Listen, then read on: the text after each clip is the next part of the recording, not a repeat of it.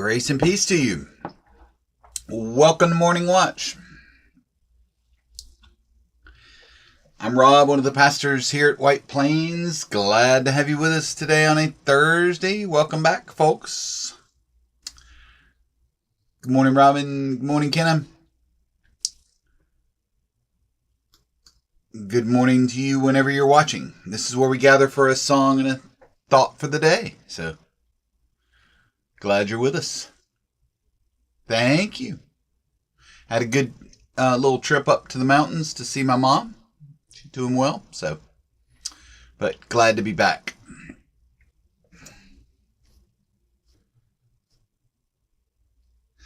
Well, let's begin our time together by going to God in prayer. I watch this morning for the light that the darkness has not yet overcome. I watch for the fire that was in the beginning and that burns still in the brilliance of the rising sun. And I watch for the glow of life that gleams in the growing earth and glistens in sea and sky. I watch for your light, O God, in the eyes of every living creature, and in the ever-living flame of my own soul. If the grace of seeing were mine this day, I would glimpse you in all that lives. O Lord, grant me the grace of seeing this day. Grant me the grace of seeing.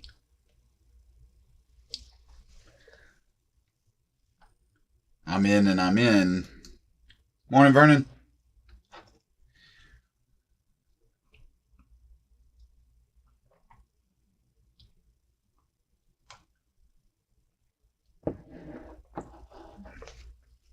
All right.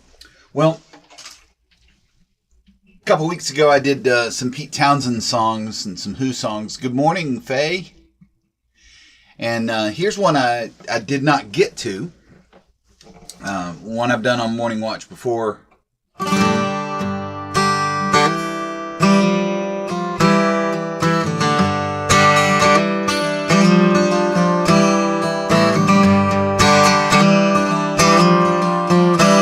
Sounds good on the 12 string, so I thought I'd give it a go.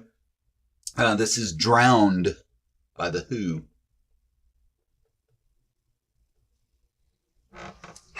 From Quadrophenia.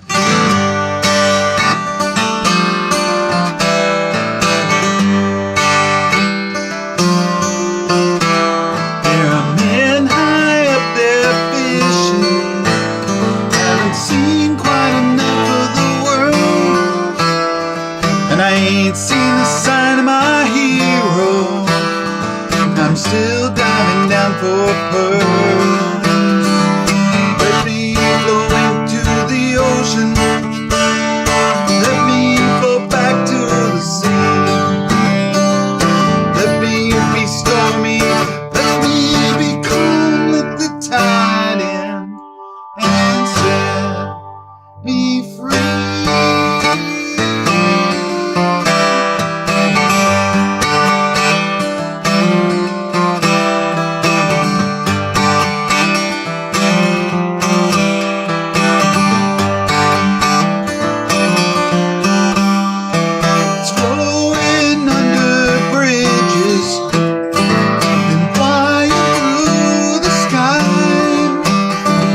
Traveling down cold metal, I'm just a tear in a baby's eye.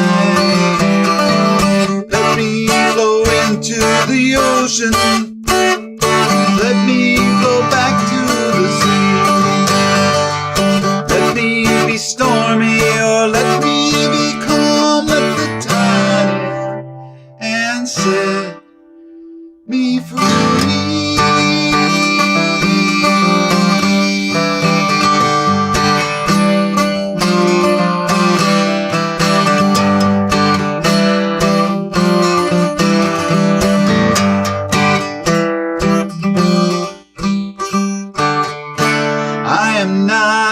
Actor, this can't be the scene, but I'm in the water so far as I can see.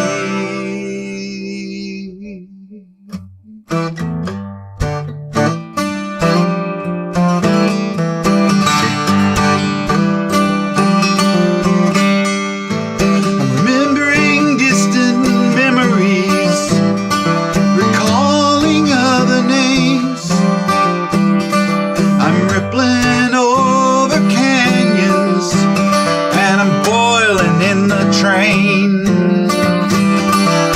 Let me flow into the ocean. Let me get back to the sea. Let me be stormy. Let me be calm. Let the tide in and set me free.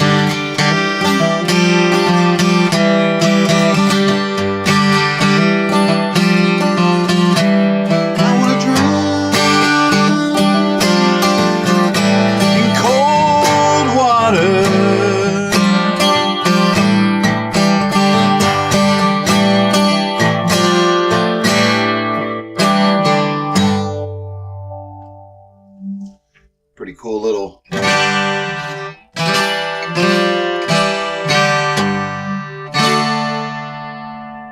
It's really just 3 chords, but a lot of great acoustic versions of Pete Townsend doing that song out there. Morning, Keith. Morning, Florida. All right, so there you go. That one doesn't have a lot to do with the theme, but just a song I like a lot. Today's reading out of the book that we're doing called This I Believe, which is Essays on Belief from NPR.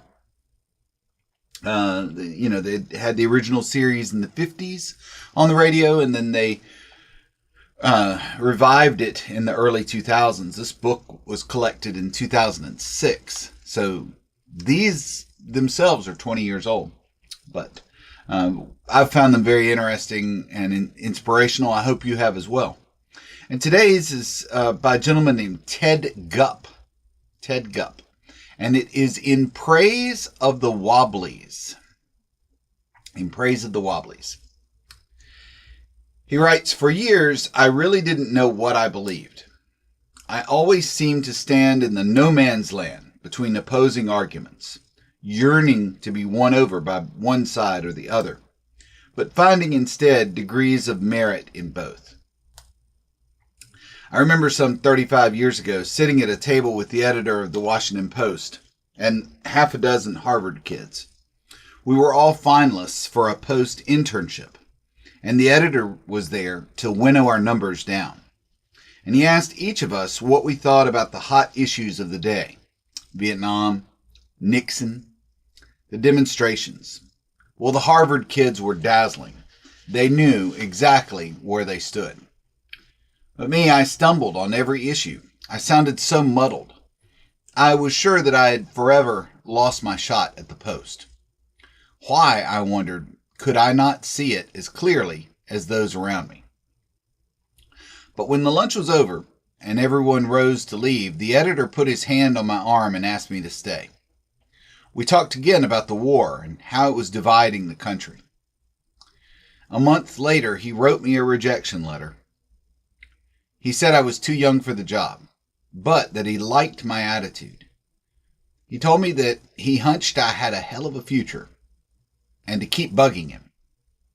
I did. 7 years later, he hired me. But that first letter, which is now framed in my office, it had already given me an invaluable license.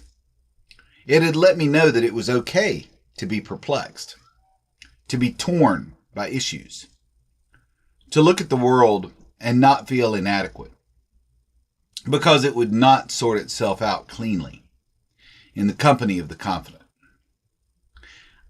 In the company of the confident, I had always envied their certainty. I imagined myself like some tiny sailboat, aimlessly tracking in whatever wind prevailed at the moment. But in time, I came to accept or even embrace what I called my confusion, and to recognize it as a friend and ally, with no apologies needed.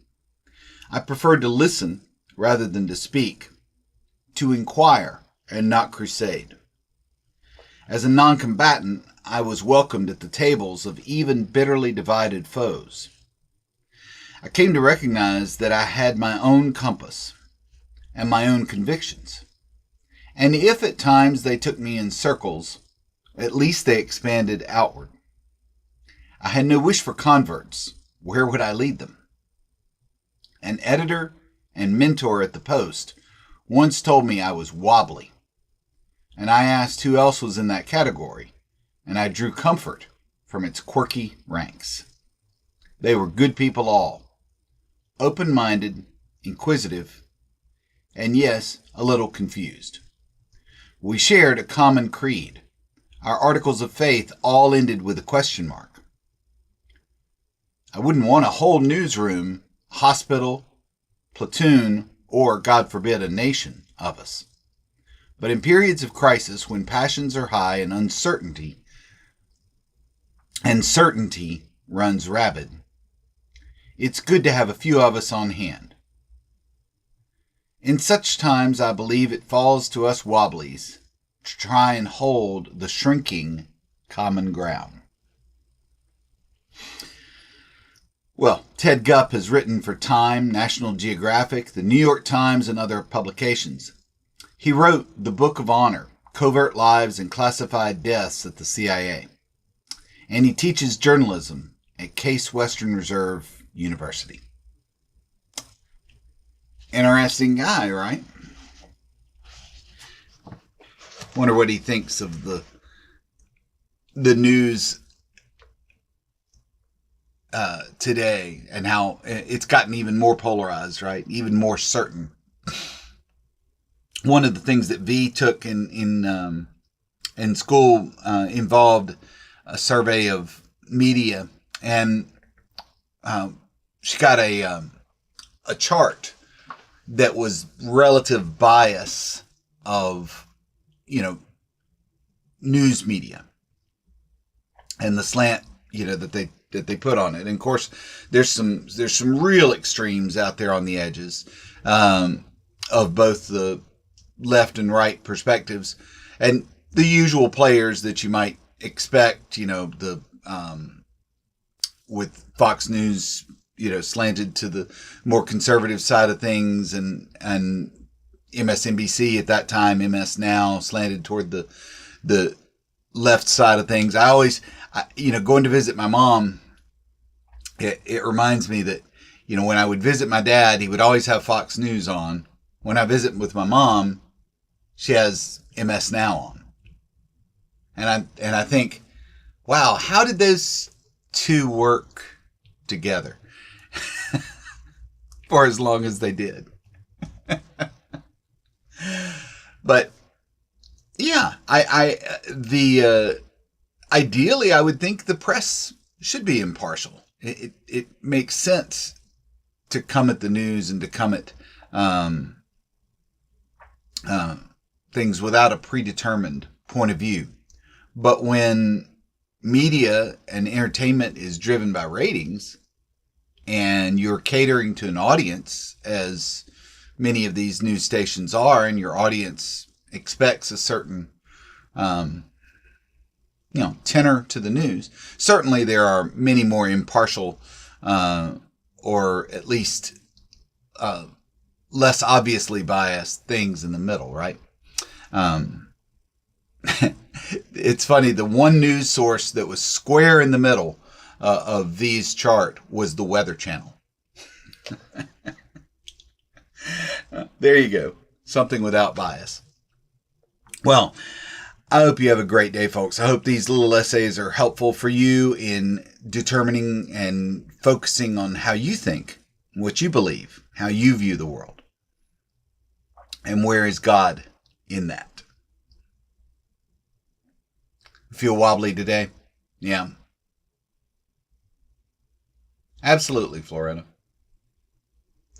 Yeah, and I think, sometimes you can both sides yourself into inaction. You can be paralyzed by wobbliness at a time when it might be time to speak prophetically. I mean, just to take one basic, simple issue, as a follower of Jesus Christ, I'm going to be opposed to war, especially war that is not a defensive reaction, right? Anyway, yeah, there's times to speak and times to be a little wobbly. All right, y'all have a great day. Thanks for being here. I look forward to seeing you again tomorrow for another Morning Watch. May you find peace